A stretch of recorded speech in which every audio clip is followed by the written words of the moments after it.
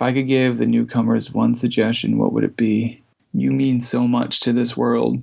You are so fucking valuable, and let us prove that to you. Let us embrace you. Let us connect with you.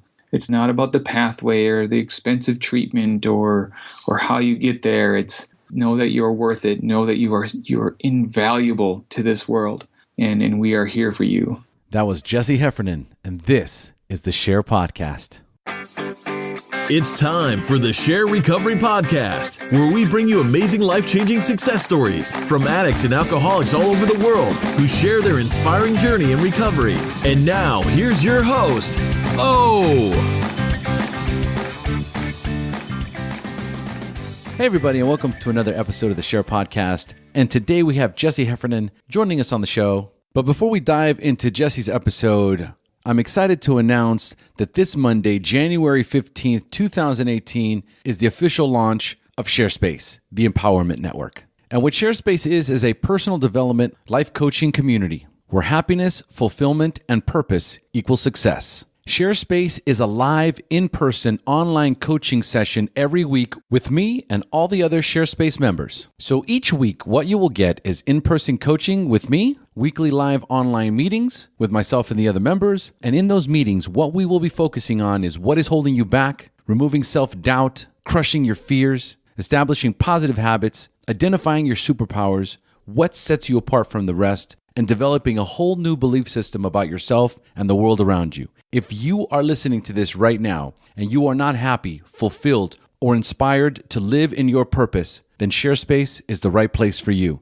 At $37 a month, it's the best personal development platform available on the internet. So for more information about SHAIRspace, go to www.theshairpodcast.com, and on the top right corner, click on the SHAIRspace button, or on the right-hand side of the website is a banner that says SHAIRspace. Click on that banner, and it will take you directly to the website. SHAIRspace. It's time to believe in yourself again.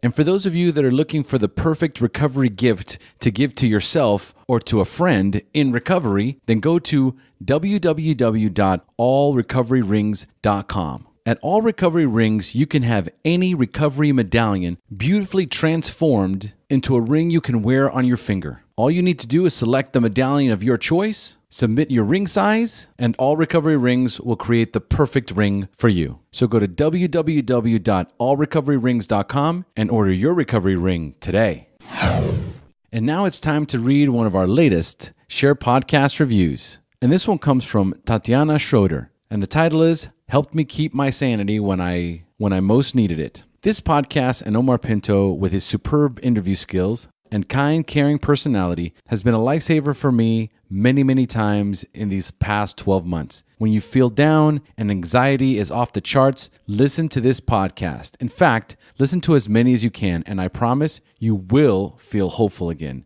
Thank you, Omar, and all the folks in Facebook SHAIR Recovery community. What a spectacular review. And let me take this opportunity to thank all the members of the SHAIR Recovery Network, and especially the admins of the SHAIR Recovery Network, who every single day keep our private Facebook group positive, supportive, helpful, and unbelievably impactful in people's lives. I'm so grateful for members like Tatiana and all the other amazing family members within the SHAIR Recovery Network. HP, baby.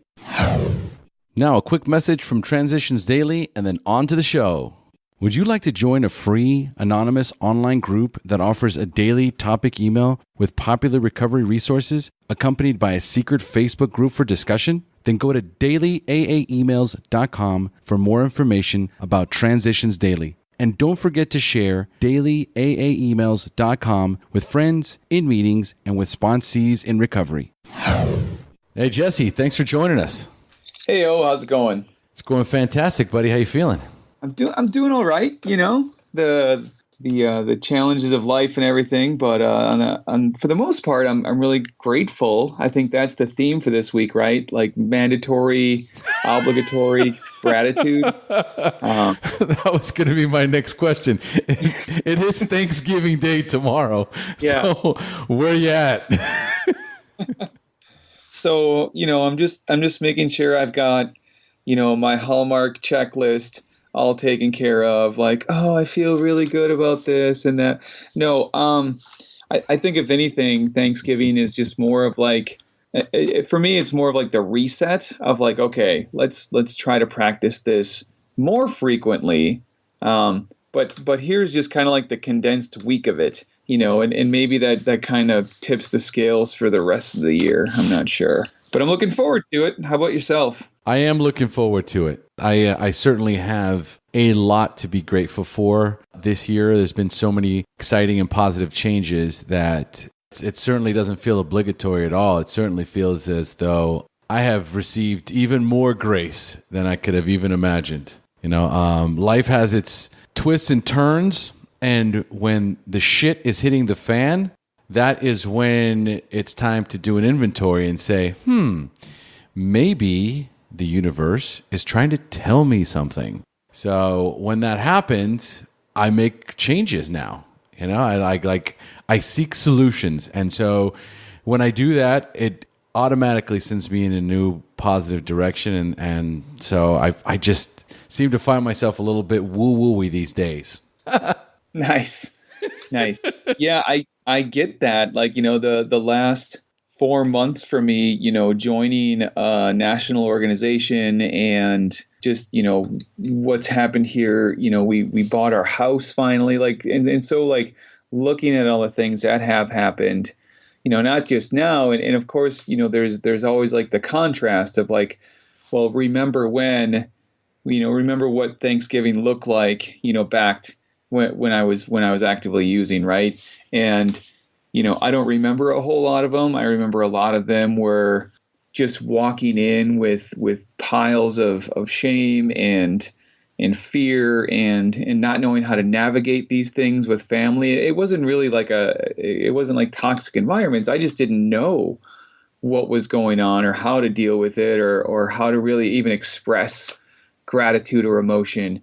And so, fast forward to now and just being able to be like, oh, wow, this is amazing, like, and it's okay, and I think as an advocate and as someone that's doing kind of the work I'm doing and what others do, this is the moment to like step back. Cause I know for me, like this hurricane of life, it's okay to step outside of it for a moment and be like, wow, this is amazing.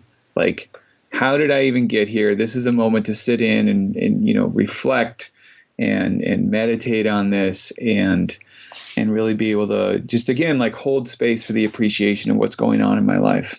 I could not agree more. I think that's what it boils down to. Every opportunity or every moment in your life, you have a choice. Today, really, we have luxury problems. I can't remember the last time I had like a serious problem. So, yes, I think we're both there. So folks, today we have Jesse Heffernan joining us on the SHAIR podcast, and Jesse had emailed me. Wow, it's been a while back now. If I look at the dates, it's probably been close to a year. And most recently, I got another email from Jesse saying that he is working with Faces and Voices of Recovery, which is a national recovery advocacy and training organization.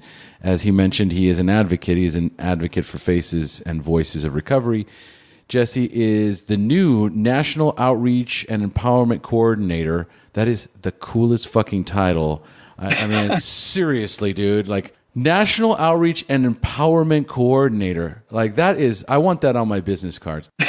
And he's currently working on networking and promoting Faces of Voices of Recovery.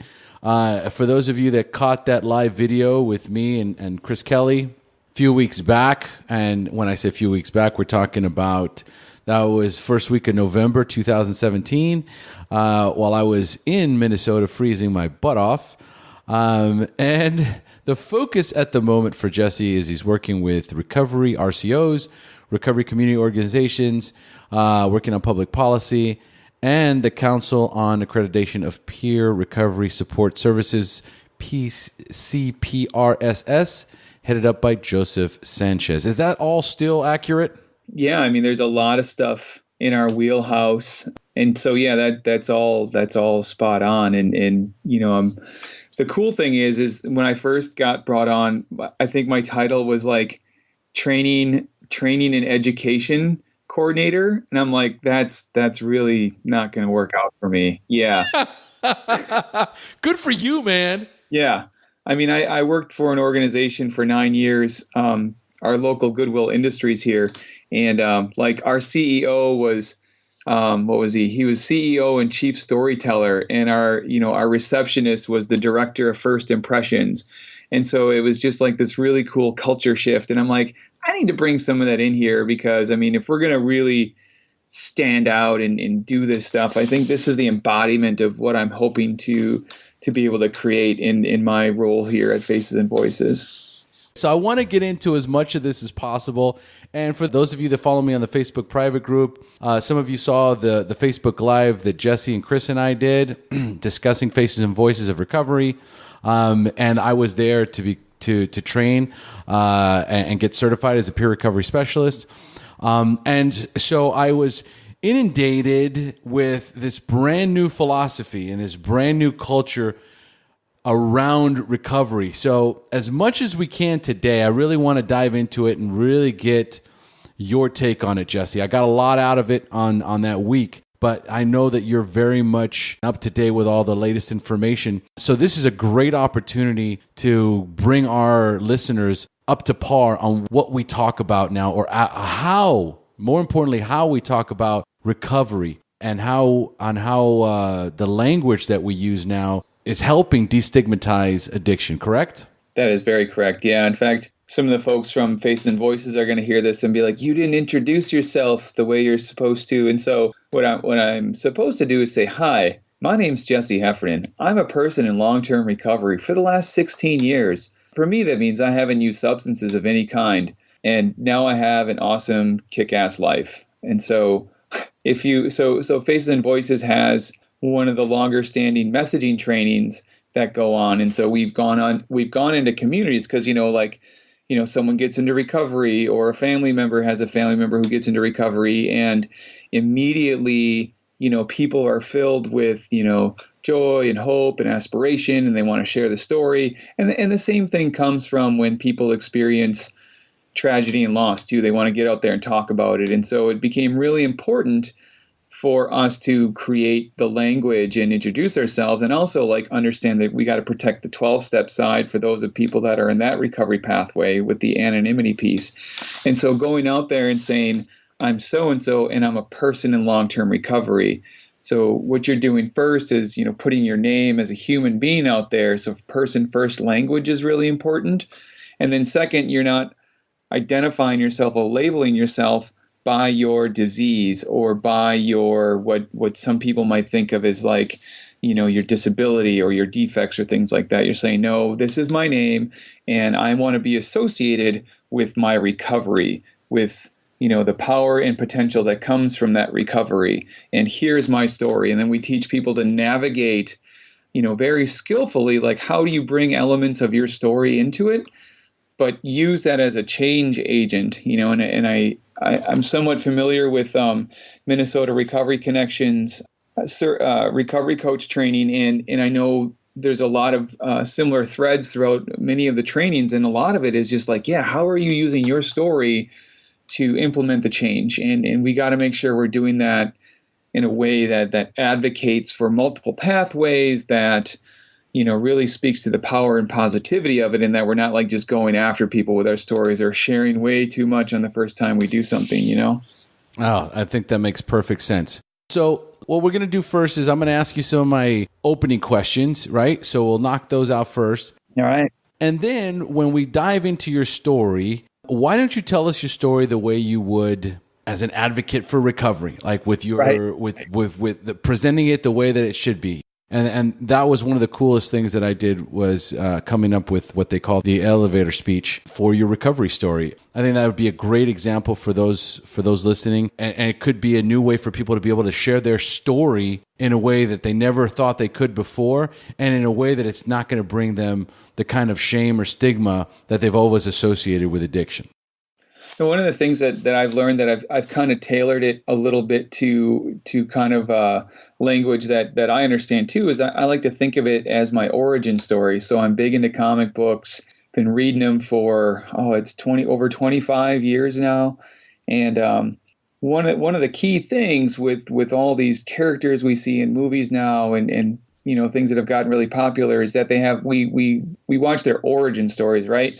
Something tragic or traumatic happens, and then they have this decision making process if they're going to become good guys or bad guys, in a sense, right? And then they follow that, and then sometimes there's multiple variations, but sometimes we even see the people who followed the path of destruction and chaos, and really, like, it's so fascinating. A lot of the characters we see on today's screen are actually just residual effects from the people who created them in back in the 60s and the 50s, but they can change their mind down the road. And so when I think about, okay, early childhood, there was trauma, there was traumatic experiences there.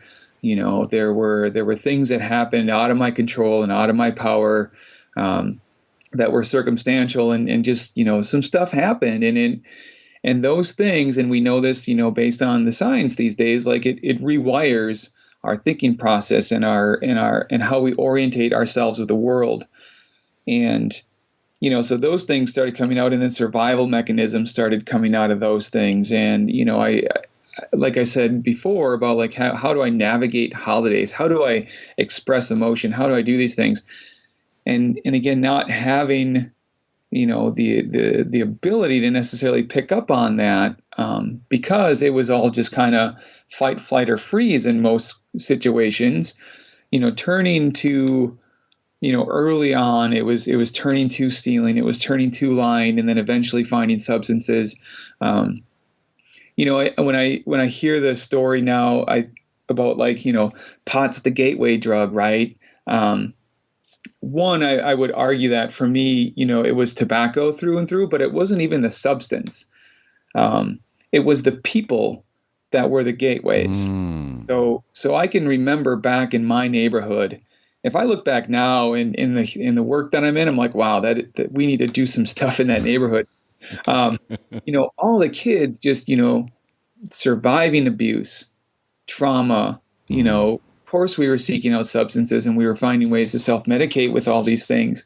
But in a lot of ways, I did find a community, right? I did find a place where people understood me, and our survival mechanisms just kind of clicked together. And so it was those people that opened, my world up to new substances. And it didn't matter what it was, it was just finding the next thing, the next thing, the next thing. And throughout all of that, I naturally was not a very good business person when it came to dealing, or I was a great networker, which is why I'm great at my job now. I was really good at connecting people. And, so I went through a lot of the same stuff. And so again, like it's when sharing this story, we understand, I experienced the amount of pain, and it wasn't even about the substances. It was about, like, I remember the impact it had on my family. I remember the impact it had on my community. I remember those things. And sometimes even feeling like I was just trapped in my own body. Like, and there's some videos out now talking about how addiction is what it hijacks the brain. It takes over survival mechanisms, right?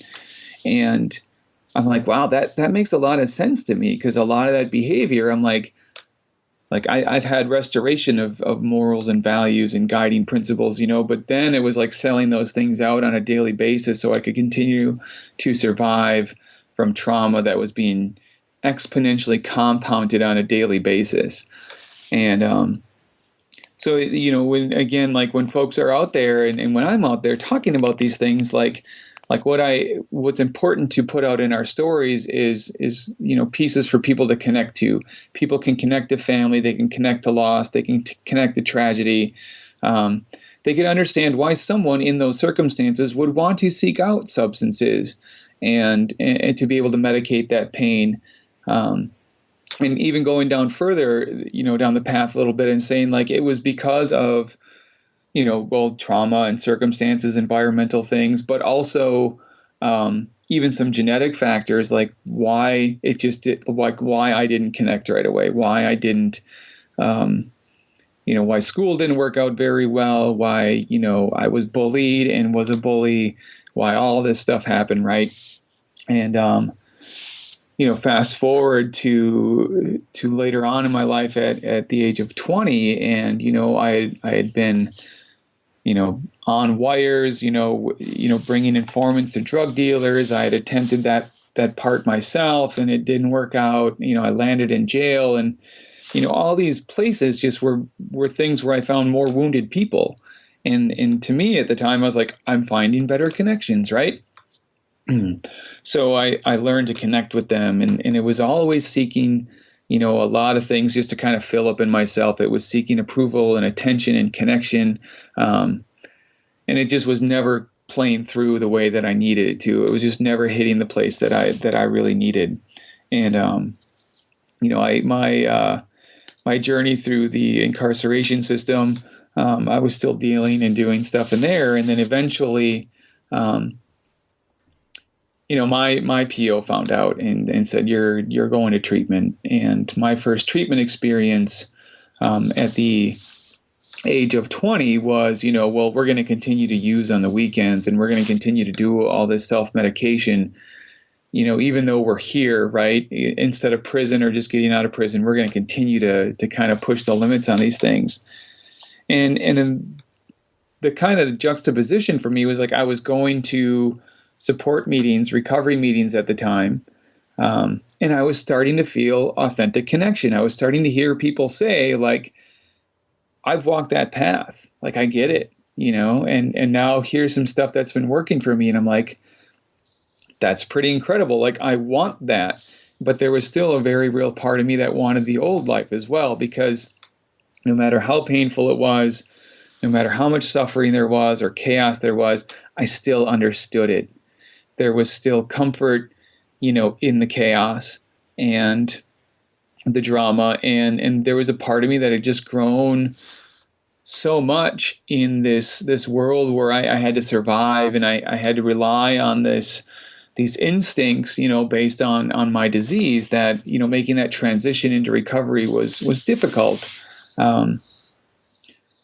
And through time in there, eventually I went to jail again because like I said, I wasn't really good at what I was doing. I finally got it. I spent a week in jail, and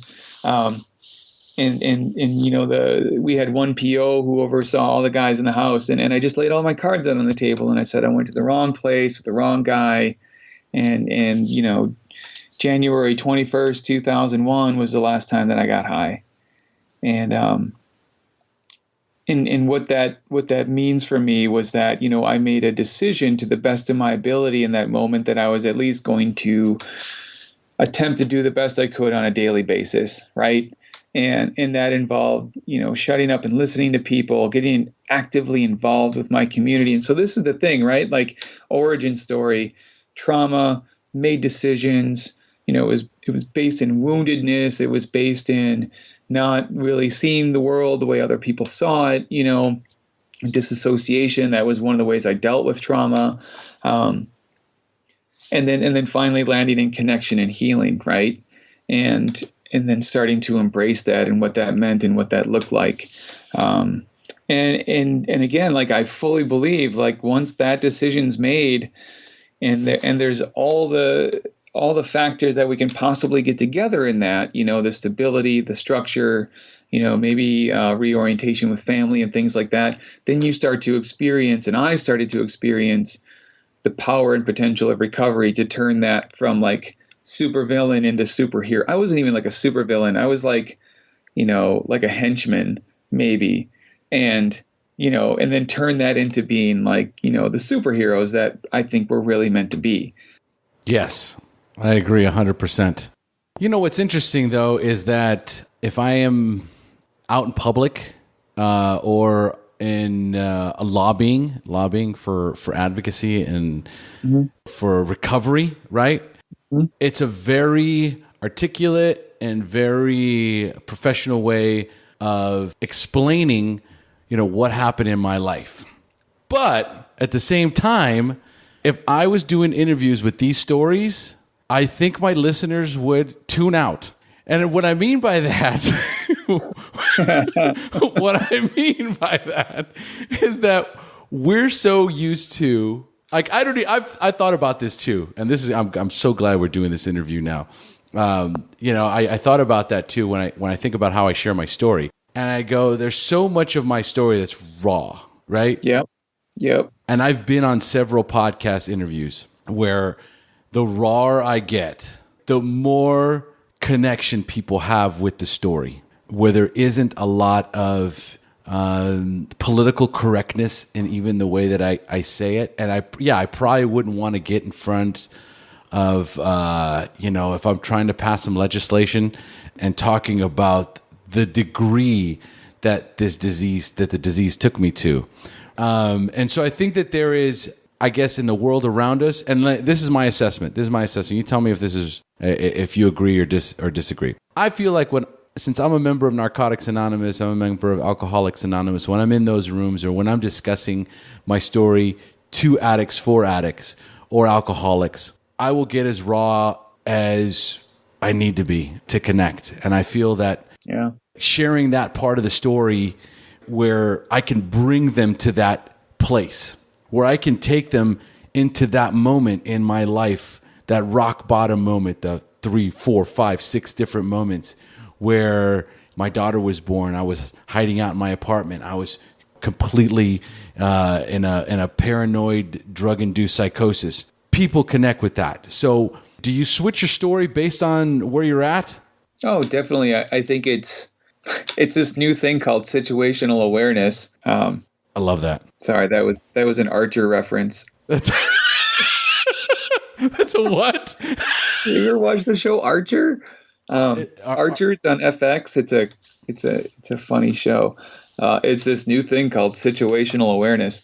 But I like that though. But it really is, and so I think I remember, like early on and now when I'm with my community and I'm like, dude, get me in that room and I swear so much. And I love it. And then I get, and now I'm wearing like all these hats, right? And I got, kids here at home. And so I'm like, I need that environment to swear in as much as I possibly can.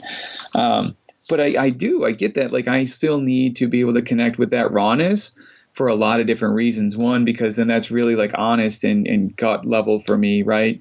It's sharing stuff today, like, before, having to get the time for this podcast, right? And then finding out just, the last couple of days that my family and I, we're losing our insurance. And this is 16 years into recovery.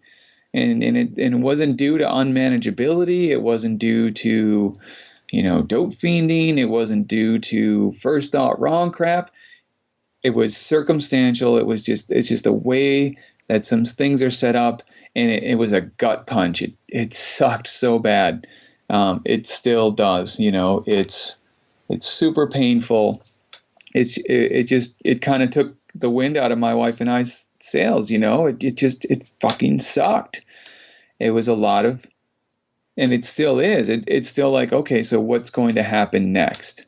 And again, like I don't try to live my life in these comparisons of like, well, when I was using, this is what I would use over,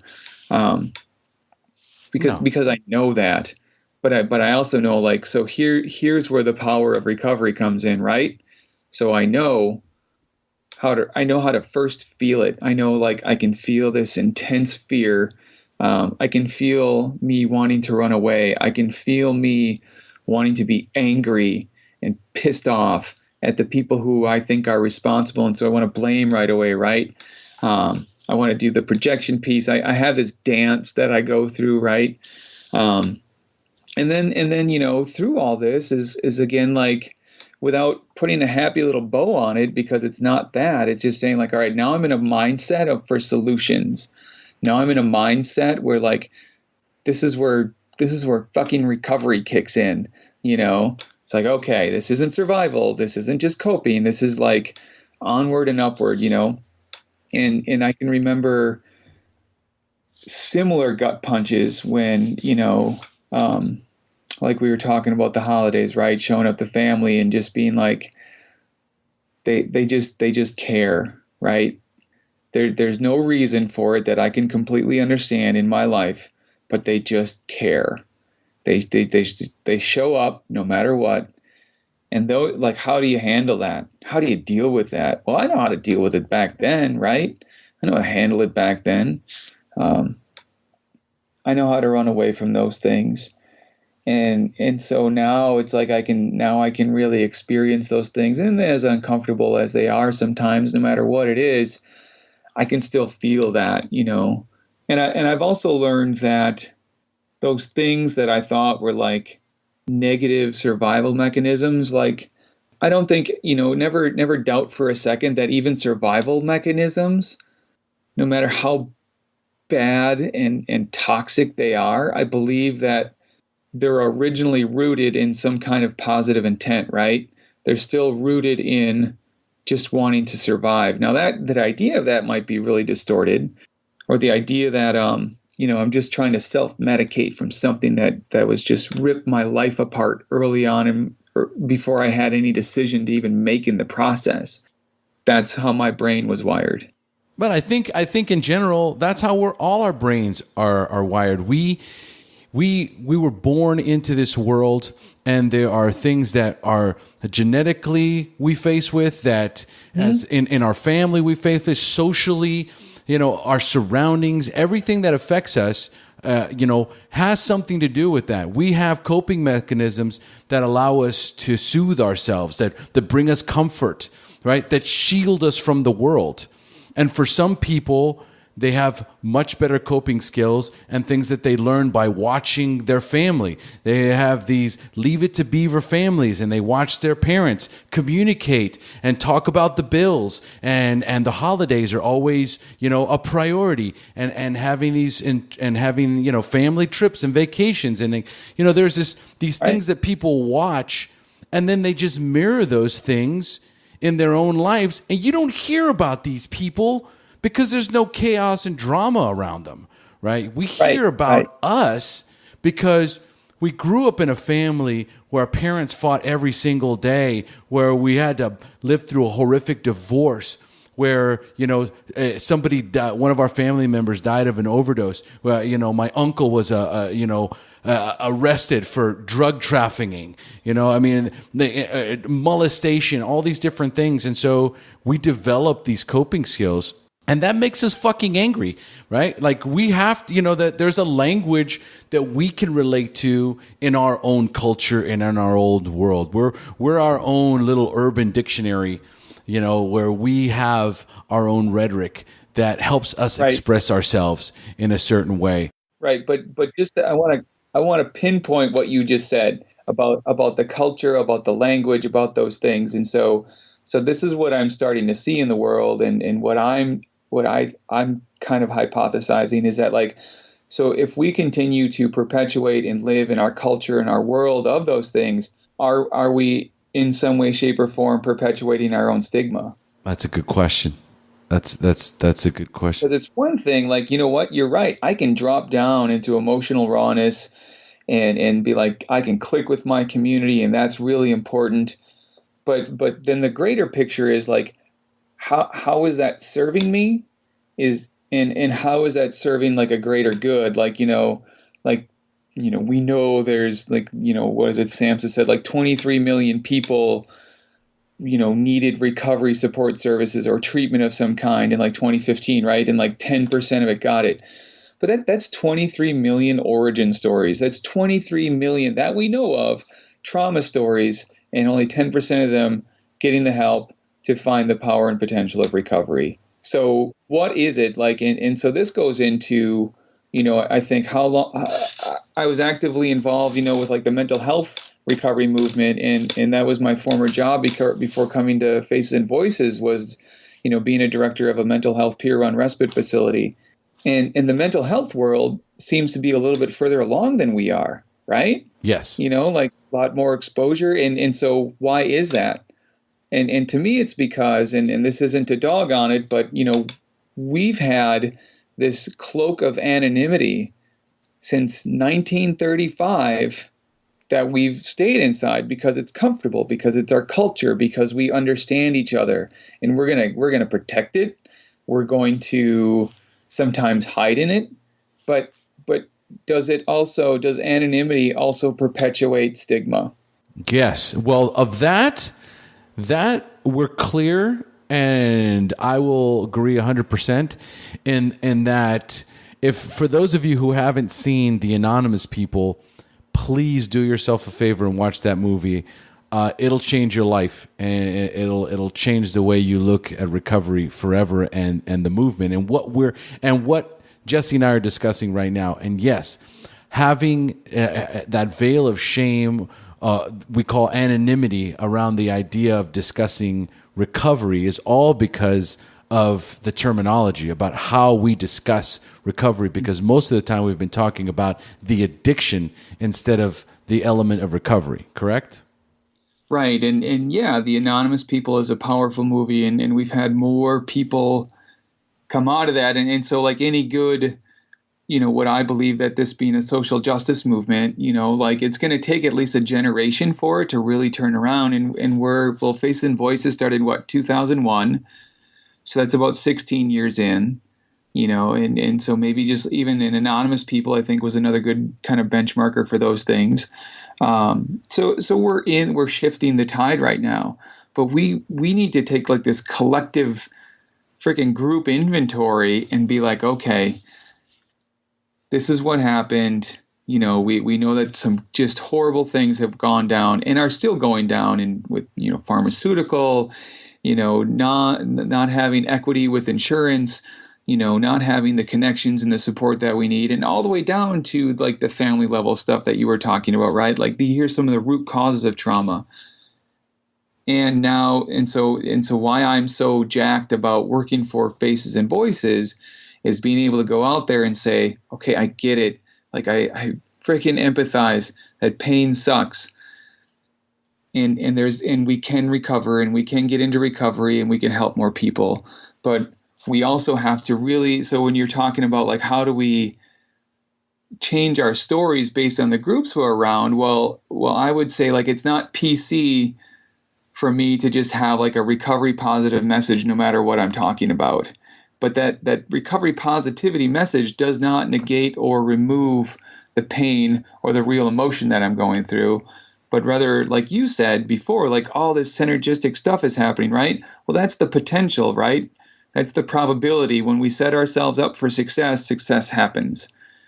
So we can move out of what I had to move out of, and this is what's important. What I had to move out of was like this raw, shame-based, looking to be a victim in my own life and what happened into like toward gratitude, toward appreciation, toward potential, and then live with all the stuff in between those two places, right? And yes. And I think that's where the movement's going to change. I don't want to see junkies represented on TV the way they are. No. I want to see healthy people in recovery represented the way that they are. Yes.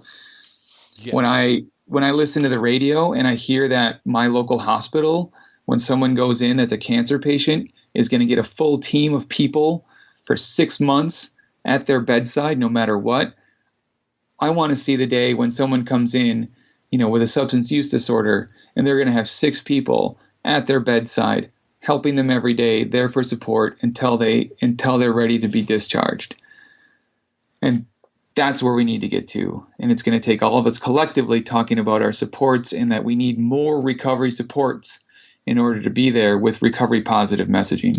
After watching the movie, after, participating in the MRC, after, learning so much about the recovery movement and the change in perception, the change in dialogue, the change in how we communicate with people about our story, I could not agree more about where we're going. And I'm super pumped about it too, because it does give you that sense of we can now come out of the shadows, right? And hold our head up high and say, I'm a person in recovery, right? There and the difference between saying I'm a person in recovery and saying I'm an addict is so unbelievably different, and we're talking about the same person. It's two different things entirely. These are the kind of people that we need on the front lines, promoting recovery. And so by no means am I trying to take away from where we're going, because when I'm out in public, or if I'm talking to, right now I work in Costa Rica recovery, if I'm talking to a parent, if I'm talking to one of my patients, if I'm talking to someone in the community and they ask me, have you battled with addiction? My response would be, yes, I am a person in long-term recovery. And what that means to me is that I haven't used drugs or alcohol since May 26, 2003. And what that also means is that my life is absolutely different than it has ever been. I'm able to show up for my family, for my friends. I'm a community leader. I'm able to help people because of my long-term recovery. So when I paint that picture to people that are out there, that's who I am in the public's eye. And also, I haven't been anonymous for, quite some time. It's been quite a few years since I have been anonymous about who I am and what I do and what I represent and what I advocate for, which is recovery, right? It's just that as the years go by, my rhetoric is going to change. But also what I find too is that, as far as addicts go, especially the ones that are in my community, right? The ones that are in the Facebook community, there's so many of them that are brand new. They're so brand new, man. And so they connect with fuck, and they connect with rock bottoms, and they connect with, I was with the dope man, in a bunker for 6 days. I crawled out of there without my shoes. I had no money. And as soon as I walked out, the lights were flashing out in front of me. There was 3 police cars. 2 of my friends were in handcuffs. And there it is, right? Like, yeah, I'm right there. And so there, that's going to be also the challenge for me, because I think that, and I don't know if it's going to be a challenge for me in that sense of like the SHAIR podcast and how I want people to share their stories, or I'd like to have people share their stories, is that rawness, that grittiness. I still watch tons of Netflix. One of my all-time favorite series is Narcos. And what is Narcos? The nitty gritty, scummy, filthy, and I'm watching it for every gory detail that there is, so there, you know what I mean? So I think, again, is there a time and a place for everything, Jesse? I think there is. Right. And we need to and so part of, when you go through like the recovery coach training or academy or whatever level it is, whatever they call it, the main part of it is that we learn to connect with people where they are.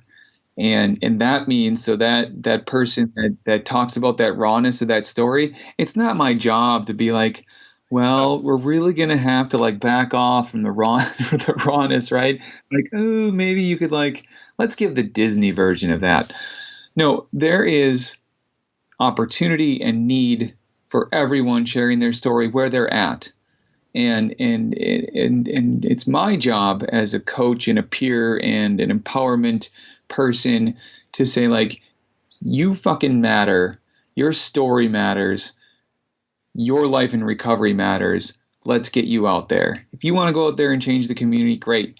We need more advocates and activists out there on the front line sharing those stories of where they were and how they're getting somewhere else, and that's necessary. So what can I do? Well, how can I be a platform to support you where you are and then be able to get you in front of people, right? And do those kind of things. Because I agree, and I'll be honest, like my experience hasn't been that, right? For over 16 years, right? I mean, I still get a rush when a cop pulls up behind me, but it's different now because I'm like, whatever, I'm just going to tell him I work for a national organization. Like he's going to care, right?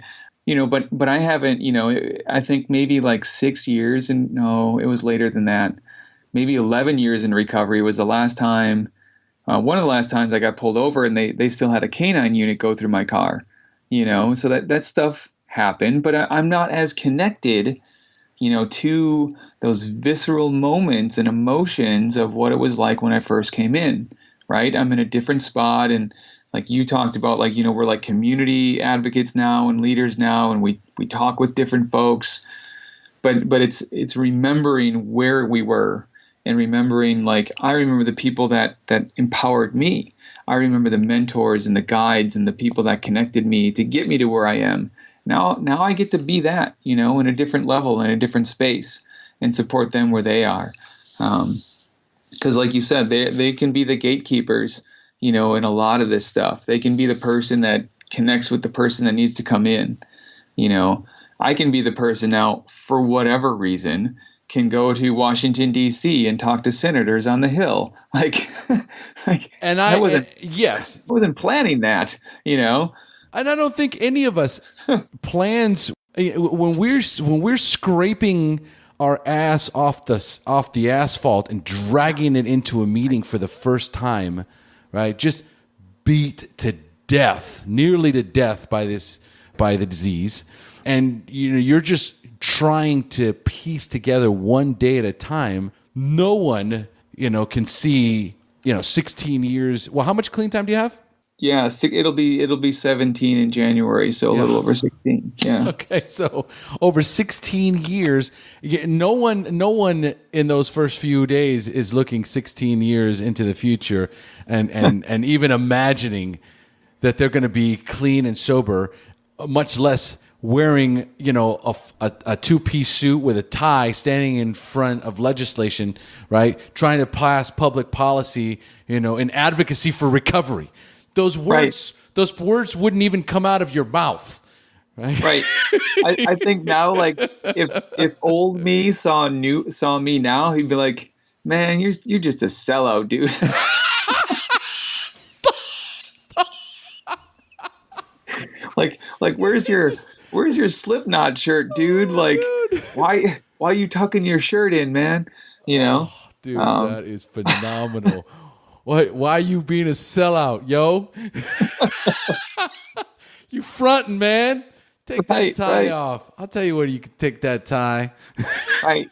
But now it's like cool. Now I'm like, oh man, like, when I first joined Faces and Voices, my second weekend, I had to go out to DC. We have a 3-day leadership academy. So like you were talking about the recovery community organizations.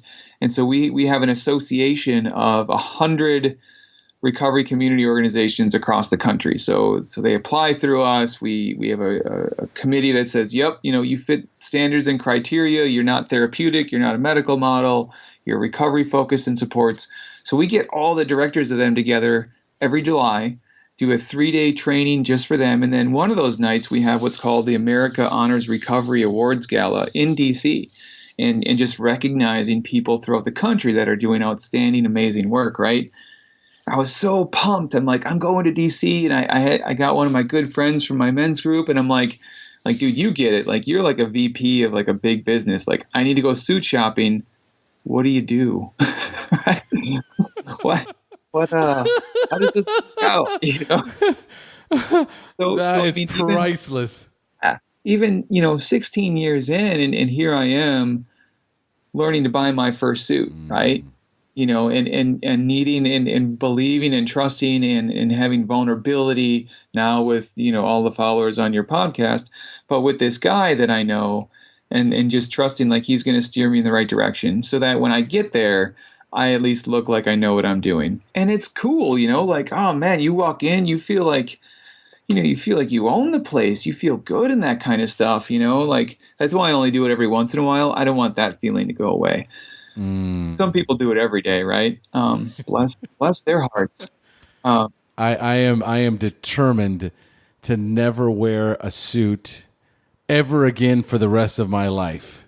Wow. Yeah. Costa Rica. I live in Costa Rica for a reason.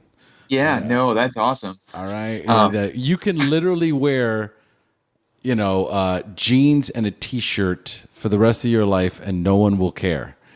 And we're all year long, right? And so that's awesome. Everyone's got like where they see themselves, right? And a lot of my community, because the strength of my community relies so heavily on this online presence, right? Mm-hmm. So that allows me, or that affords me the opportunity to very soon be working from home in my underwear, and not worried about, being in front of legislation. I mean, that's That's we all have visions, and that's mine. I gotta. So this last week, I was on a call. I was on a webinar call with some folks. We're doing this new program in Faces and Voices, and so I had to do a presentation, right? And so the camera's on me, and here I am sitting in my room like I am now, but I had a button-up shirt on, and then I had like basically pajamas on from the waist down. I'm like, oh crap, I should throw on a shirt. That is the beauty of where we are at today. That is where we at. You know, I mean, we're on a Skype call right now. I'm in Costa Rica. Are you in Minnesota? I'm in Wisconsin. I'm right next door. Okay, you're in Wisconsin, right? We're a few countries away from each other, right? Thousands of miles away, yet we're having this conversation, completely united and in the front lines for a common purpose, and so that is, if we look at where technology has taken us, we are compelled to come out and advocate for what we believe in, because if we don't stand for something, we're going to fall for anything. And that's something that I remember the first time I read that, it was on some kind of meme or something. If you don't stand for something, you're going to fall for anything. But I remember going, God, that's so simple and it's so true. It's so true. Right. And I remember coming into the 12-step fellowships, and as I got more and more ingrained in the fellowship, as I got stronger, as I got better, as I got more confident in myself and in recovery, right? That old dogmatic sort of old school rhetoric just started to dominate the meetings and started pushing people out. It stopped being so inclusive. It started being more judgmental and self-righteous. And I just remember thinking to myself, I'm not going to be a party to this bullshit. I'm not going to be a fucking party to this bullshit. I'll go to whatever fellowship I damn well please, and I'm not going to feel guilty about being AA or NA or both, or going to both meetings, right? It's almost as though I have to pick sides. I left religion 25 years ago. I left organized religion 25 years ago because I could not stand the fact that, where I was at was preaching that this is it. This is the only religion. If you do not follow this path, you will die. It doesn't matter if you're a good person. It doesn't matter if you're doing the right thing. If you're not doing what we're doing, then you're hopeless.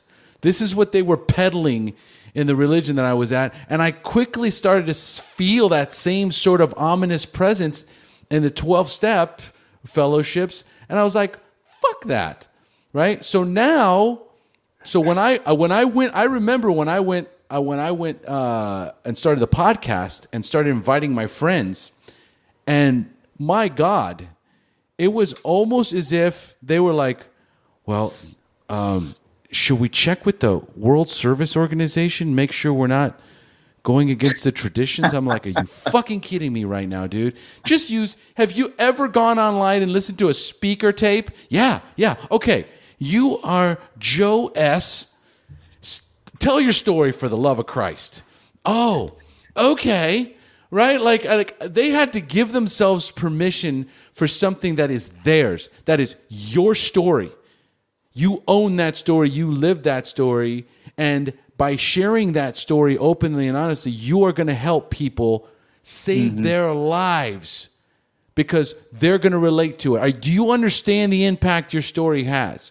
And so as the podcast progressed, you'll see in the beginnings of my episodes, it's Bobby G, Raquel G, Alan B, right? And then after I passed my first year, it's full names with photos, right? And because the people that were advocating for recovery were coming out and saying, "Hey, dude, I want to be on your show."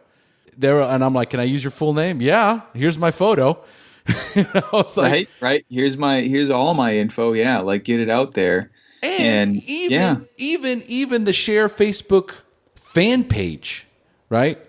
It has like 1,000 likes on it. but I've got we're just about to hit 4,000 people in the private Facebook group, because it's like, well, I can't like the fan page because other people will see it. And I don't want people to know that I'm associated with recovery. Right? Like it's a fucking, like recovery's a disease. You know what I mean? So listen, I think that I think that the rawness that I bring to it, because that's where I come from. I come from being fucking pissed off, dude. I've been pissed off for a long time, for many years, in different aspects of my life, because somebody else was trying to tell me how to think, how to feel, how to act. And I said, no more. You know, and so coming, and I remember sitting in the class at the MRC, and it's like, so how do we present this, or you know, how do we, if these are the all recovery meetings, like where's the step aspect, and is there a spiritual component? And then Chris looked at me, she just kind of shrugged her shoulders, she's like, there could be. That's the beauty it's of whatever it. you want it to be. And I was like, that's what I'm talking about here. This is what it's all inclusive all the time. Right. So yeah. So, I mean, I love your message, Jesse, and I love where you're coming from. But I really think that, like, at least here for today, we need to bring the F-bombs.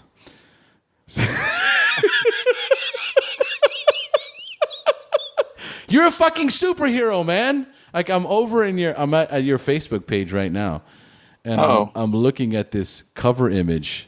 Right? Yeah, that's it's a demonic, satanistic looking X-Men sort of, you know, doomsday image. Huh? It's a recreation of the famous X-Men reboot in the 90s. But Marvel did like this Marvel Zombies run, so they turned a lot of their characters into Marvel Zombies. I actually was just supposed to have it up for Halloween and change it back, but I'm like, meh, we'll just leave it. It's pretty impactful and powerful. It caught my attention. See,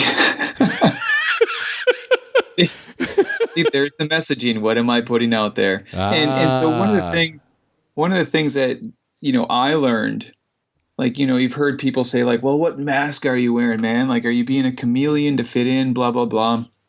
And so this is just like one very small kind of trait that a person can hold, right? And I used to think, like, fuck, am I being a chameleon? Am I being two-faced? Am I being this, that, or the other thing? And what I've learned is that part of me that knows how to, like, assimilate, that knows how to fit in, that knows how to navigate those waters, like, that's not a bad thing. Like, that's a really, really useful tool. And especially when I'm trying to reach certain things in my life or get to certain goals. And I'm not saying by any means like stuff on my Facebook page, like I'm careful of those things, right? I'm careful of opinion. So recently, you're gonna love this, and maybe this will probably up the next hour.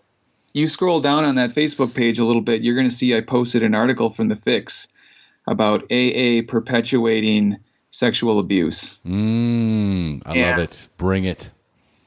It opened up maybe one of the longest threads in the history of my page.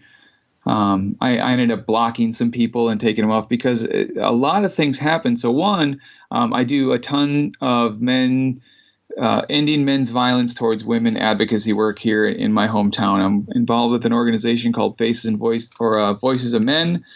They just did an annual breakfast. They had like 1,500 community leaders come in. They do amazing work. And I said, you know what?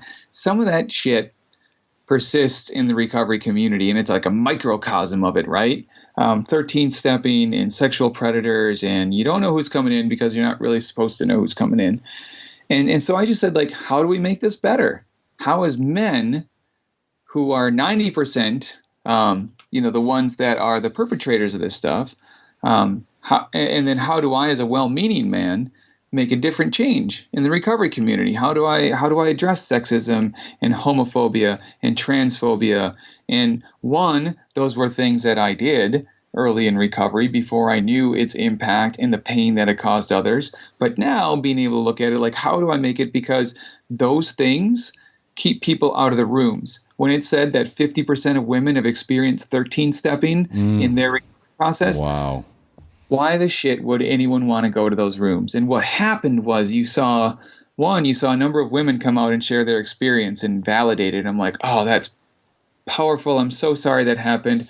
What can I do to make it different? Then you had men come on, leaders in the recovery community come on and attempt to, one, silence those women and say that your experiences aren't valid. Two, try to blame me and say I'm trying to create a divide in recovery because I'm capable of dividing a fellowship that's been around since 1935. And then also try to control the narrative and try to silence it and try to, hide in the anonymity and try to do all this shit. And it was just a fucking train wreck. I mean, like, I haven't been that emotionally caught up in a thread in a long time. I've learned early on in Facebook, don't do that. But this one was just really powerful for me. And, man, it's like, okay, so we really need to take some hard looks at some things here. Like, if we're going to create those environments for anyone to come in, and there's new evidence showing like half the people who are in recovery don't even identify as being in recovery. They didn't even get mutual self-help group support at all. They just quit. They just did it, and they're going on with their lives. And so we're missing the boat, and so I love the recovery coach aspect. I love the all recovery meeting aspect, but I also think that we need to do some internal work if we're going to open up, if we're going to have safe places for people in these rooms. Well, in all fairness, man, where you're coming from, right, and bringing up that question, right? It's, again, one of the things, and I remember when the political debate was going on with Donald Trump, right? And I watched friends of mine actually break friendships on social media, right? Yeah. In plain view of everybody else, based on politics, based on something so bullshit, a topic that we have no control over. None. We think we do, and we don't. And see, me just saying that could evoke an entire fucking, chain of events that's ridiculous. It's ridiculous, So, and I remember somebody said, they emailed me and they said, hey, I appreciate that you do not get involved with on any sort of political platform whatsoever at any time when it comes to SHAIR. And I'm like, that's something that you can be sure of. Right? Because even though that is a very important topic, that 13 stepping is so prevalent, right? And it's something that, hell, I've been a part of that. You know what I mean? It's almost like the for some of us, the rite of passage in 12-step recovery is either participating in or in. Does it make it right? Fuck no, it doesn't make it right. It's just part of my journey. It's part of her journey. It's part of, what I mean? These things happen, but at the same time, though, that can have anonymity as well, right? People have to be able to come out and say, hey, this kind of craziness is happening, and we need to provide a safe place. And the fact that the all recovery meetings, the place that it comes from, the inclusivity that it comes from, the fact that it's not anonymous, the public aspect of it, the community around it, it brings a different kind of person. Like when we've had these, if you even look on Facebook recently, we start having these conversations where we start using the right sort of, let's not say right, let's not use right or wrong. I'm starting to use a different sort of language when I refer to my recovery or my path of recovery, all right, and the all-inclusive nature of it. And then immediately you get, wow, I'm glad you said recovery and didn't say AA, all right, because this is the kind of stuff that's ruining the 12-step message. And then now you have, and then I was about to respond. Right? It's one of those moments, just like you in that thread, where you're getting attacked and you want to dive in. And I went and I looked at the Facebook profile, and I took one look at the guy and I said, "Oh no." Just the fact that I am even remotely considering spending any amount of time whatsoever responding to this brings me down to a level of just ridiculousness. Right. And I think realizing where those opportunities are. So I think what happens is that, I feel like, one, I've been afforded an amazing amount of privilege and opportunity for a lot of different reasons and a lot of different things that then give me this kind of platform to speak about topics that are important.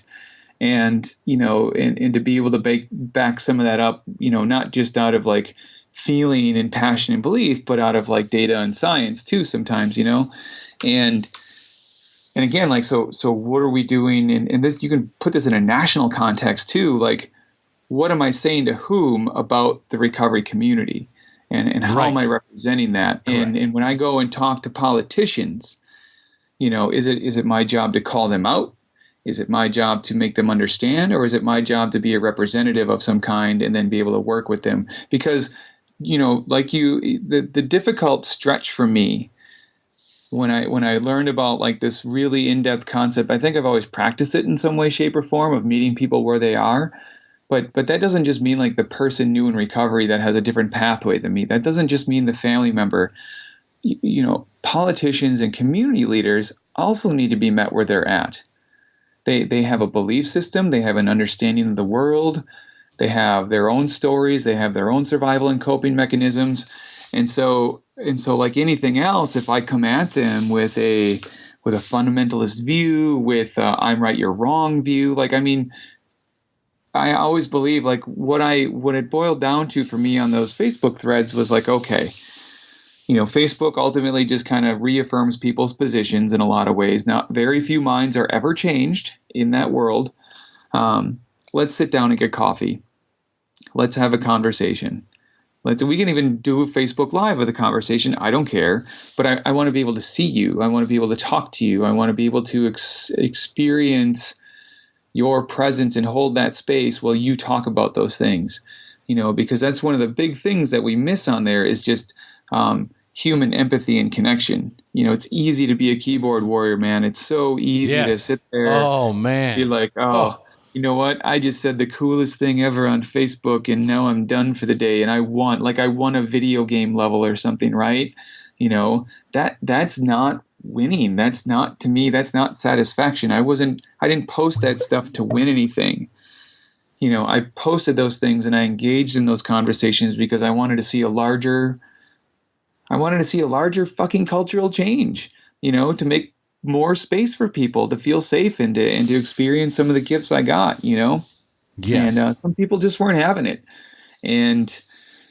But those gifts of and those opportunities that we have to meet people where they are and then be able to ask for conversation with them, I think is really, really an amazing opportunity we miss out on. So if you don't, and so that's one of the things I love about Faces and Voices, right?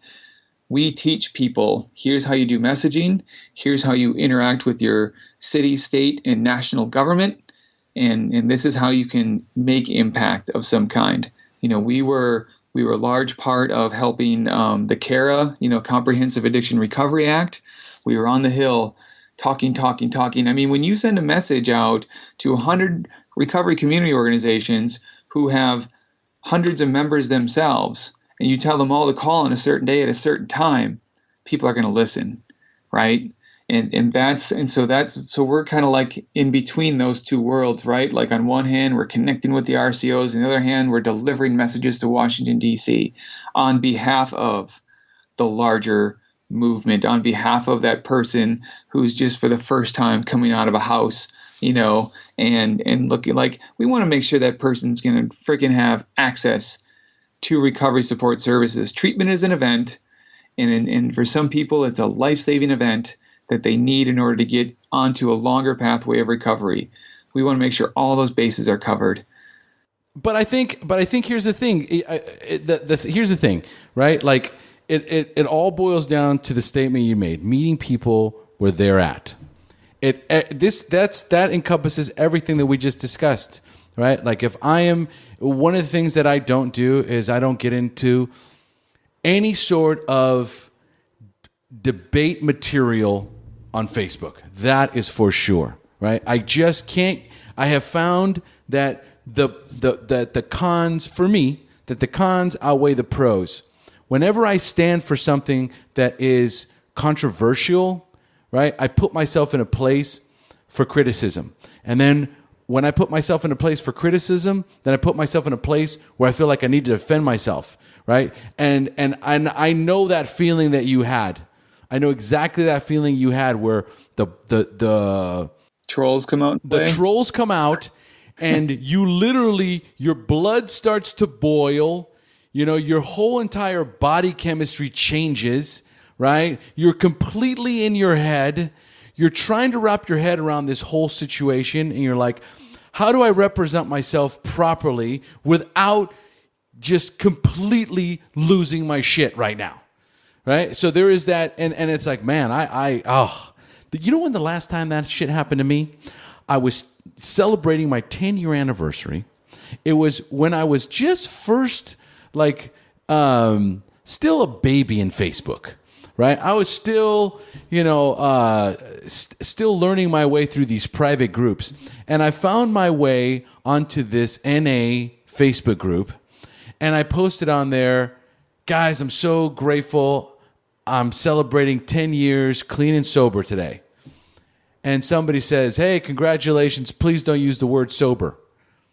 Right? And I was like, what? What do you mean? Yeah, we don't appreciate using the word sober on this Facebook private group. Please refer to yourself as clean. And like this fucking Nazi. And I went off. We start going back and forth on the thread on my 10-year anniversary. All right? And I just, Yeah, I get it. I just remember thinking to myself, and I'm going back and forth, and I just met my wife. I mean, we hadn't even been together a year yet. And she was so proud of me, and congratulations on my 10 years. And next thing you know, I am a raving lunatic. Like, you will not believe the bullshit that's going on right now. This and this and that. And it's like, my wife's a normie. Right? This is one of her first experiences with me acting like a 6-year-old lunatic baby, ranting like a madman. Right? And I just remember, like, at some point, the next day, I actually, because I got kicked out of the Facebook group, shocker, and I private messaged the moderator that I was fighting with, and I said, you know what, man, just, for the sake of my recovery, right, I apologize for taking a shit on your Facebook page, and going off. I that was not cool. I apologize. It won't happen again. And, and the guy's like, hey, appreciate the, you make the, and then I let it go. Right. Then I let it go. And I was like, I got to tell you, man, I have not done anything like that since then. And it was great. This is part, and for those of you who are listening, that's recovery, guys. That's recovery. This is a time where you do something, it doesn't work for you, and you decide, I'm going to take something out of my activities, right? Because it doesn't serve me, and it didn't serve anybody else either, right? So I only involve myself in things that are empowering, that like when I put it out there, what's it going to bring back? And if any of you follow the law of attraction or The Secret or karma or intention, you know that what you put out, you get back. So I'm very, very cautious today. So I guess, that's what I love about, even this conversation, Jesse, that what we're going through. This is like, there's certain aspects of even this interview that I don't even know what to say. Like I'll catch myself going, that just means I'm trying to think of the right words to say, because I'm in the process right now. My brain is in the process of reconstructing a new dialogue. And when that happens, I'm overthinking what I'm going to say. And so the natural flow, but that's good. It means I'm being mindful, right? Another part of recovery, right? Everything that we do right now is about, mindfully walking through life, right? And asking ourselves, is what I'm about to say or what am I about to do something that's going to enhance people's lives, or is it going to create controversy? Right. And with any good social change, I think we look at social change movements, and we look at the changes. I look at the change in my own life and my own community. It requires advocacy, agitation, and activism. And some of those things are gonna piss people off. They're gonna have some boundary. There's gonna be crossing some lines, but there's still really good tactful ways to do it. There's still really good, mindful ways to bring those things about. And again, like, we have this platform now. We have this ability. I've been given this gift to be able to put that stuff out there and be like, you know what? Not everyone has the opportunity to fucking speak up for themselves. They don't even know how, right? Yes. So what can we do? What can you and I do so that we can have more of those people? Like, recovery. And so if recovery was a business, right? Our retention rates suck. We don't have.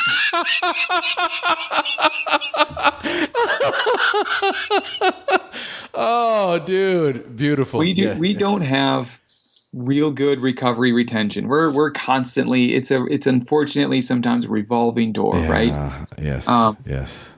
So here we are, right? Here we are saying, like, no, like, first, and this is a stretch, and this is going to be fun. Recovery isn't clean time. Your recovery date is when you say you're in recovery, and then it starts there. Right. And when you have a reoccurrence of symptoms because we have a disease, if we really want to embrace, like, this disease medical concept, we have to say, like, that means our brains are having a reoccurrence of being hijacked for whatever reason, and find substances to be able to deal with that rehijacking. So there's, like, the fucking science of it. It's a reoccurrence of fucking symptoms. It's not a relapse. It's not, in the word, and all the shit and shame that's impacted with the word relapse. Like, we're in recovery when we say we are. We can count it as long as we need to count it. No one gets to make that up for us. No one gets to decide when my pathway started, when it stopped, when it started again. No one gets to make those rules except for me, right? And when I have that, when I have the ability to unpack the shame and the shit and the dogma and just say, here's recovery and here's an open door again and again and again, I think the reason that we have this piss poor retention system is, like, most of the doors I experienced as a person finding recovery were messages of no, right? No, you don't have the right insurance. No, you're not messed up enough. No this, no that, right? It's like, like you just referenced the law of attraction, like, that's not based on no. That's based on yes. So how are we creating yes in the recovery environments? No, you don't have as much recovery time as you say you do. Well, yes, you do. Yes, you got to decide that for yourself. You got to figure out what that is. And then through your own exploration of what integrity means and what recovery means, you'll find a place. You'll figure out what it means, right? I can support you in that. And so those are really kind of progressive, but very open and non-shameful ways that we can continue to expand our recovery family. And open up doors for people. And that's what the shift is going to be in all of this. That's how I'm going to be able to say, like, I remember sitting, it was what was it? It was February of 2000. It was a horrible snowstorm. I remember getting pulled over, and for whatever reason, and maybe this is just in my mind, but I remember the cops brought the two people back that I was with. I had stuff on me. And I just remember looking at backyards. I'm like, I could run right now. I could run, and who knows in my inebriated state if we'll actually get away. But, I could fucking run and make it. And I just said, no, I'm done running. So the moment that happened, the moment that there's window, we need to be there for people. The moment they open up the door, they realize it. We're going to say, you know what? I'm going to fucking welcome you. I'm going to fight for you. I'm going to fight with you. And we're going to create a world of yes for you. And then we're going to do that in recovery. Damn. Now that's the message we were looking for. That's the message I was looking for. That was fucking beautiful, dude. Jesse Heffernan bringing it to you live and uncut. Yeah. So are we gonna do like a censored version for this? No, Put on no. face voices? I'm just kidding. That was perfect, dude. That was perfect. And that's what I'm looking for me. I think that here's the thing. I know when I bring it, right? I know when I bring it. When I was in Minnesota, I had 2 opportunities to share my story over there. And in one of them, I told my full story. And I just remember, God, how many times have I told this story? Right? And, I had 45 minutes to tell the story, right? And then I went to a meeting and I was the 5-minute opener. And I had to condense my story in 5 minutes. I got it in 8 minutes. Mm-hmm. And it was everything that I needed to say in 45 minutes. I said it in 8 minutes, right? And the impact that I got from the room was twice as powerful. And here's something that I've realized in myself. Whatever state I'm in, wherever I walk whenever I walk into a room, and number one, I ask God to help me. Because I was like, God, I need you to download a 5-minute version for me, like the Matrix. I was like, God, HP, I need a 5-minute version, download now. Right? And then you were like, I know Kung Fu. Yes. Yeah. That's exactly right. Right. And it was like, whoa. And I just kept saying it over and over again before I got up because I was a little nervous. I'm like, how am I going to get all this done? There was about 200 people in the room. Right. And I was like, okay, you got to bring it. And I go, no, you don't. You don't have to bring it. God's got to bring it. And I had this conversation in my head. Right. So when I have that conversation, when I have that clarity of purpose, this authentic version of myself just shows up. And people love it. And I've learned that. And when I'm in the middle of either I just learned something new and I'm trying to express myself in a new way, and it just kind of comes out with this like, and there's a lot of ums, right? That's just me searching for the words, right? And so the more time we do this, the more time we share our story, the more time we shift the way we talk about recovery, the more authentic it comes out. The more I can bring me, right, and bring that story and tell it in a way that is congruent with a way of really bringing recovery, see, here I am, giving it the face that is appropriate. And so like when I was listening to you right now, I was like, Jesse just fucking stepped into his authenticity right here. He just stepped into Jesse right now. And the thing is that I've been doing this for so long, Jesse, is that when I'm interviewing somebody, I know when they're trying to figure it out. They're in the middle of their beginning their story and they're kind of trying to piece it together while they're in the right in the interview. And I'll sit here and I'll kind of do this little prayer and I'll be like, all right, God, I need you to download their story for them, right? And help them fucking kick into gear, right? And I got to tell you, when it happens, I'm like, boom, they just kicked in, right? And it's an absolutely beautiful thing to watch, right? What I do as the host of the SHAIR podcast is I get to watch that. I get to watch God step in and just kind of carry this person and allow them to be the truest version of themselves, unencumbered by self-doubt, unencumbered by limiting beliefs, and unencumbered by drugs and alcohol. It's a fucking awesome thing, bro. That's super cool. Yeah, that is really awesome. That's it right there. That's the empowerment piece of it. That's the fucking gift of being able to reach, to where someone is. And no matter how long it takes, because I get that too, like when working with an organization or a person, like it's not going to be maybe the first 5 minutes or 10 minutes, but when you just give them the space, and then they know, like even throughout all of this, I'm like, oh, am I wearing this hat or this hat or this hat? I know where my passion lies. I know where my gifts lie. I know where I can make changes in the world, and I know where I need to stretch and change too, right? But when I hit that, or when I'm invited to get to that, when I'm finally in a space where I feel safe enough to get to that and really share that, like this is it. This is why I'm doing what I'm doing. This is why, I work with people to move mountains for one person, and the the biggest part of that is I fully believe. And so for me, recovery, it's not the process of fixing something that's broken. It's the process of being restored to something that's inherently good that's already there. Yes. Ah. And it's just been years of shit and shame and whatever piled on top of that. And so I'm navigating deeper into finding that source, finding that internal peace. That's the connection to universe, God, and everybody else. But that's the connection, and so being able to share that in this place is what's important. All right. So listen, we've been on the interview now for an hour and a half. So We're going to shut down.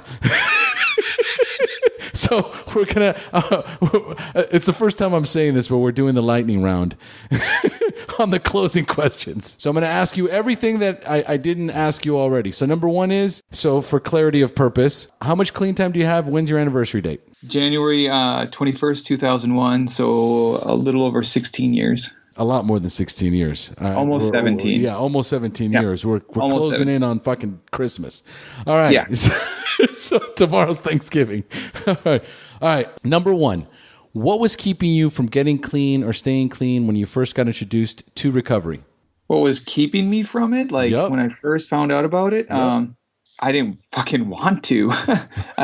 I went to an outpatient early in before I got, full into treatment. And it was, like I said before, it was better hookups. Everyone treated it as a joke. And even when there was some moments of clarity early before I got into recovery, I just didn't see how that was really going to impact my life. And then the root behind that is I didn't feel like I deserved to have that. So sometimes I needed to be shown that. I love it. That is such a key phrase. Deserving. When we come in, we can own so much. But one thing we can't own is our ability to deserve some grace. Right. Give yourself some grace, man. Love it. That's beautiful. I love it.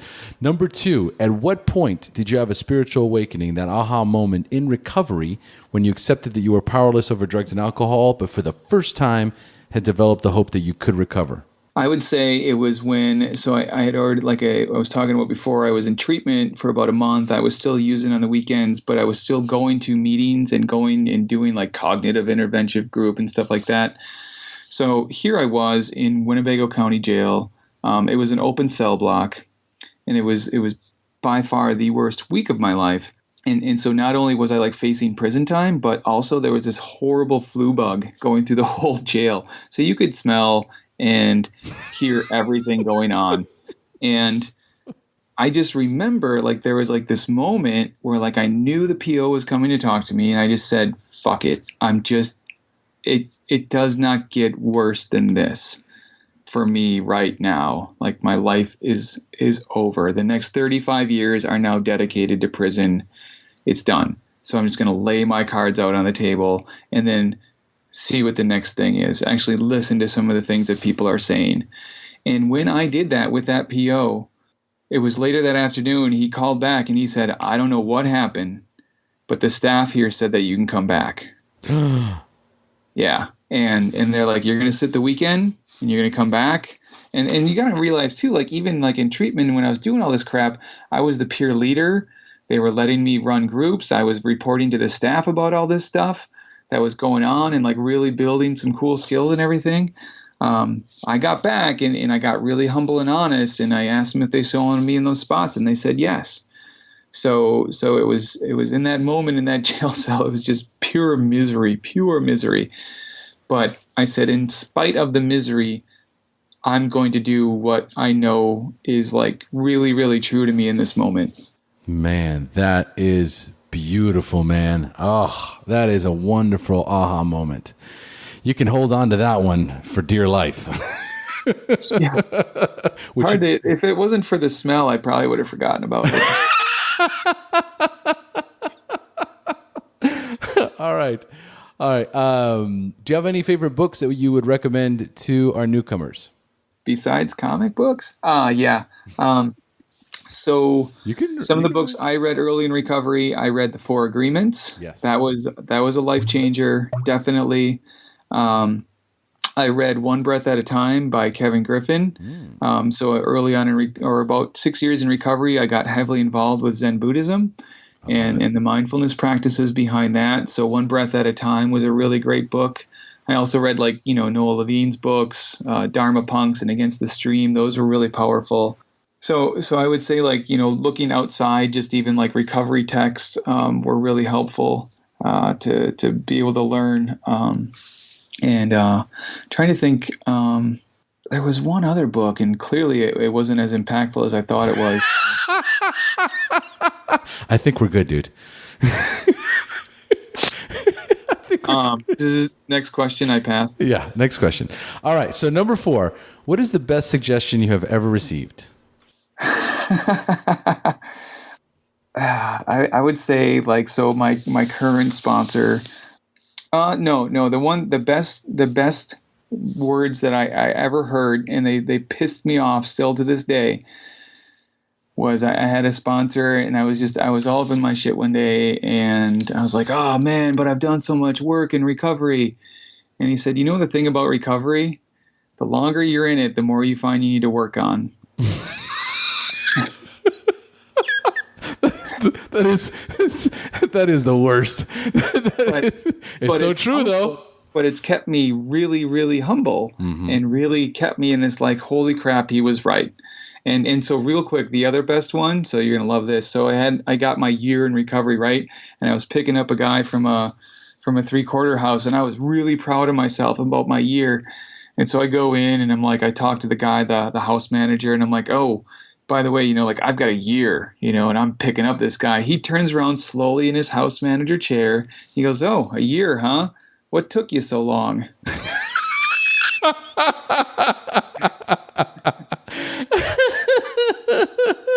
There we go. Oh, humility, baby. Yep. Love it. So, that's how we roll. I love it. Okay. So number 5. Yep. If you could give our newcomers only one suggestion, what would that be? If I could give the newcomers one suggestion, what would it be?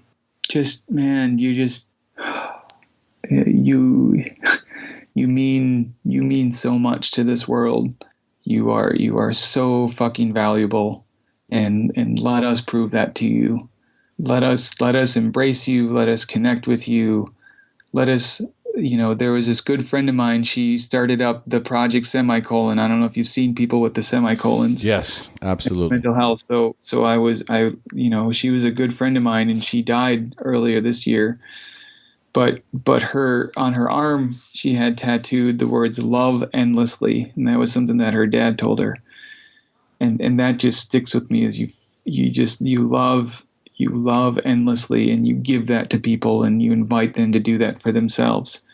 It's not about the pathway or the expensive treatment or how you get there. It's know that you're worth it. Know that you're invaluable to this world, and we are here for you. Oh man, what a spectacular way to close. Pour that love into others, and then pour that love right back into you. Oh, yeah. Man. Whew. Love yourself. # love yourself. I love it. Jesse, thank you so much for joining us, brother. Hey, this is great. This was a lot of fun. I've been watching you, running a podcast now on Faces and Voices. And so this was part exploratory, learning from the master. So coming on here, and this was fucking great. So it's really cool. Well, thank you, brother. Oh, and what is the best way for our listeners to reach out to you? I would say, check out Faces and Voices of Recovery. So you can get a hold of me on there. I have an open Facebook page if you need to get a hold of me. I'm really, my mission and my goal in life is to see these recovery community organizations happen across the world, So where I can be of service and empowerment is where I will go. Beautiful. I love it. All right, folks, we've now reached the end of our show. Thanks for joining us. And as we say here in Costa Rica, pura vida. Pura vida. Thank you for joining us on the SHAIR Recovery Podcast. To check out the show notes page on this interview, or to thank our guests for sharing their story, go to www.theshairpodcast.com. While you're on the website, don't forget to sign up for our free newsletter to stay up to date on the latest news, podcasts, and interviews. Want to be one of our guests and share your story? Then go to our website and click on the Share Your Story button. We share our inspiring recovery stories every Tuesday, so subscribe to our show on iTunes or Stitcher Radio to get your free weekly download. We'll see you then. The opinions shared on this show reflect those of the individual speaker and not of any 12-Step Fellowship as a whole. And though we discuss 12-Step recovery and the impact it had in our lives, we do not promote or endorse any 12-Step Anonymous program.